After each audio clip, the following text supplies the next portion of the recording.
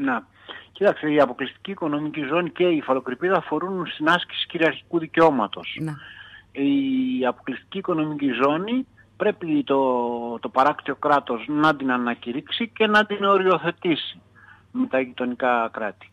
Η υφαλοκρηπίδα υφίσταται εξυπαρχής και αυτοδικαίως, έτσι λέει το δίκαιο της θάλασσας, δηλαδή υπάρχει, δεν χρειάζεται να την ανακηρύξεις, χρειάζεται όμως οριοθέτηση, που ούτε αυτή έχει γίνει. Ναι.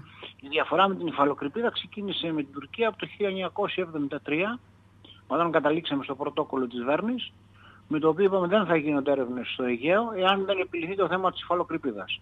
Και παρόλα αυτά παραμένει. Τώρα η διαφορά επίσης είναι ότι, και είναι σημαντική, ότι η αποκλειστική οικονομική ζώνη σαν δικαίωμα είναι ευρύτερο της υφαλοκρηπίδας. Διότι η υφαλοκρηπίδα αφορά μόνο την έρευνα στο βυθό και το υπέδαφος, που μπορεί το κράτος, το παράκτιο που έχει την υφαλοκρηπίδα να ασκήσει, ενώ η αποκλειστική οικονομική ζώνη αφορά και στα υπερκείμενα ύδατα και στον αέρα.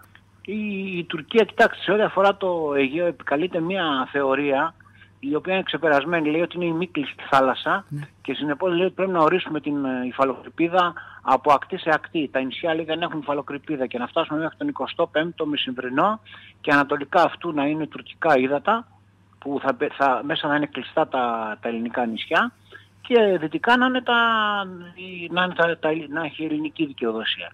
Το πρόβλημα όμως είναι και για τον καθορισμό της υφαλοκρηπίδας ή για τον καθορισμό της ΑΟΣ, ότι πριν από αυτό πρέπει να έχει ξεκαθαρίσει το θέμα των χωρικών υδάτων. Ναι. Αν δεν ξεκαθαρίσει το θέμα των χωρικών υδάτων, δηλαδή αν η Ελλάδα δεν επεκτείνει τα χωρικά της υδάτα, ακόμη και σε ένα διεθνές δικαστήριο να πάμε, όπως στις Χάγες, το δικαστήριο θα δικάσει με τα 6 μιλιά. Συνεπώς λοιπόν η Ελλάδα θα μείνει εκεί. Δεν θα μπορεί να ασκήσει συνέχεια το κυριαρχικό της δικαίωμα, διότι η υφαλοκρηπίδα ξεκινάει από εκεί που τελειώνουν τα χωρικά ύδατα. Και μπορεί να φτάσει μέχρι τα 200 μίλια. Εδώ δεν έχουμε τέτοια περίπτωση γιατί είναι πιο μικρή απόσταση από ακτή σε ακτή ή από αυτή που είναι στα νησιά. Αν λοιπόν δεν ασκήσουμε αυτό το δικαίωμα εμείς και μπούμε σε μια διαδικασία διαλόγου με την Τουρκία για το κυριαρχικό μας δικαίωμα, που είναι και μονομερές δικαίωμά μας να το επεκτείνουμε, θα είμαστε χαμένοι εκ προημίου. Άρα λοιπόν να μιλάμε για συνεκμετάλλευση, νομίζω ότι οδηγεί σε μια πολύ σημαντική υποχώρηση. Και αυτή είναι στην άσκηση του κυριαρχικού μας δικαιώματος στα 12 μίλια. Διότι η Τουρκία από το 1995 μας έχει πει ότι θα μας κάνει πόλεμο εάν επεκτείνουμε τα χωρικά μας ύδατα. Ξεπεράστηκε αυτό? Όχι, δεν έχει ξεπεραστεί. Ακούσαμε ότι υπέβαλε και ένα non-paper ο κ. Τσαβούσογλου μέσω του κ. Καλίνη στην κυρία Μπούρα, του διπλωματικού γραφείου του Πρωθυπουργού, που μιλάει ότι με 6 σημεία λέει θα μπορούσαν να ξεκινήσουν πάλι οι συζητήσεις με την Τουρκία, χωρίς να γνωρίζουμε βέβαια ποια είναι αυτά τα 6 σημεία.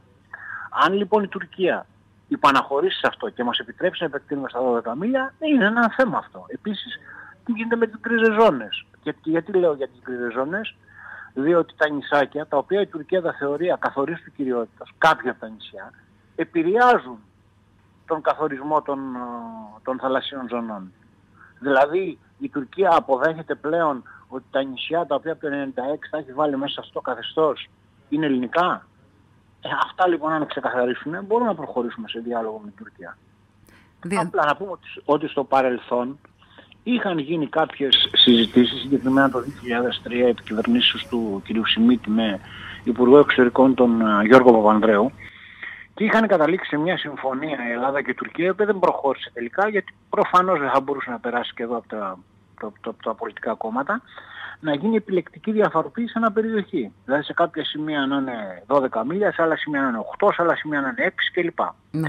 Αφού γινόταν αυτό, στη συνέχεια η Ελλάδα θα ταύτιζε τον εναέριο χώρο με αυτό που θα είχε καθοριστεί, διότι αυτή τη στιγμή έχουμε 10 μίλια εναέριο χώρο. Σε κάποια σημεία δηλαδή θα μειωνόταν ο εναέριος χώρος, θα πήγαινε στα 6, στα 8, αλλά αυτό όπως αντιλαμβάνεστε είναι μια σημαντική υποχώρηση, με δεδομένο ότι ένα κυριαρχικό σου δικαίωμα, ένα μονομερές κυριαρχικό σου δικαίωμα, κάθεσαι και το συζητάς με τον κακό τρόπο γείτονα.